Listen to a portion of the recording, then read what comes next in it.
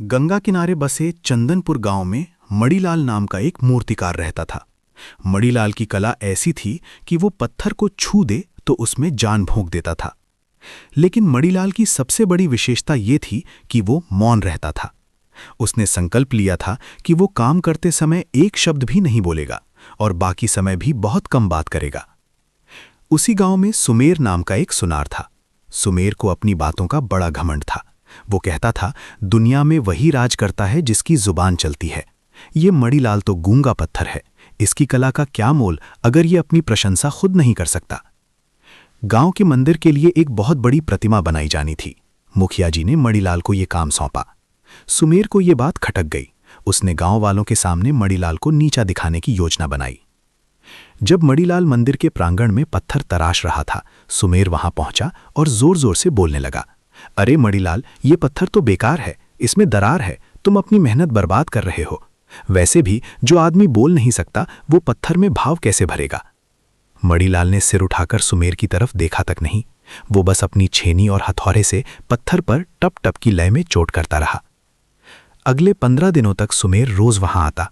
वो मणिलाल के काम में कमियां निकालता, उसे गालियां देता और कभी कभी तो उसके औजारों को इधर उधर फेंक देता।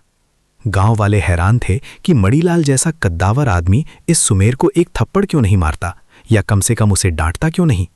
मणिलाल पूरी तरह खामोश था। उसकी आंखों में कोई गुस्सा नहीं था, बस एक लक्ष्य था, उस पत्थर के भीतर छिपी मूर्ति को बाहर लाना। आखिरी दिन जब मूर्ति का अनावरण हुआ तो पूरा गांव दंग रह गया। मूर्ति इतनी सुंदर थी कि लग रहा था अभी बोल पड़ेगी। लेकिन सबसे हैरान करने वाली बात यह थी कि उस मूर्ति के चेहरे पर जो शांति और तेज था वो बिल्कुल मणिलाल की खामोशी जैसा था। सुमेर भी वहां खड़ा था। उसने जैसे ही मूर्ति की आंखों में देखा, उसे ऐसा लगा जैसे वो मूर्ति उसकी आत्मा को झकझोर रही हो।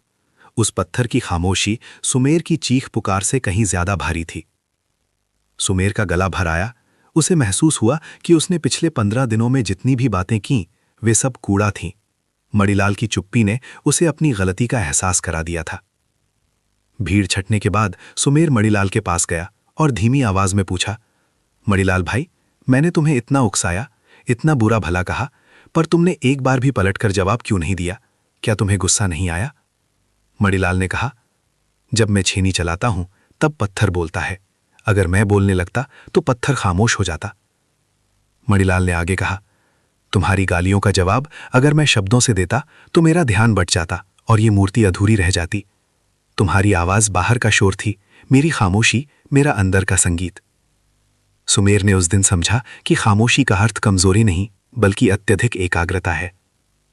ये कहानी हमें ये समझाती है कि हर उकसावे पर प्रतिक्रिया देना बुद्धिमानी नहीं होती, क्योंकि कई बार मौन ही वो उत्तर होता है जो शब्द कभी नहीं दे पाते। जब मनुष्य अपनी शक्ति बहस, क्रोध और स्पष्टीकरण में खर्च करने के बजाय अपने कर्म और उद्देश्य में लगा देता है, तब वही शक्ति असाधारण सृजन में बदल जाती है। सच्ची खामोशी कमजोरी या भय की निशानी नहीं बल्कि आत्मसंयम, धैर्य और गहरी एकाग्रता का प्रतीक होती है। और यही खामोशी अंत में शोर से कहीं ज्यादा प्रभावशाली साबित होती है। ऐसी ही प्रेरणादायक कहानियां हर दिन सुनने के लिए वीडियो को लाइक, चैनल को सब्सक्राइब और बेल आइकन दबाना ना भूलें।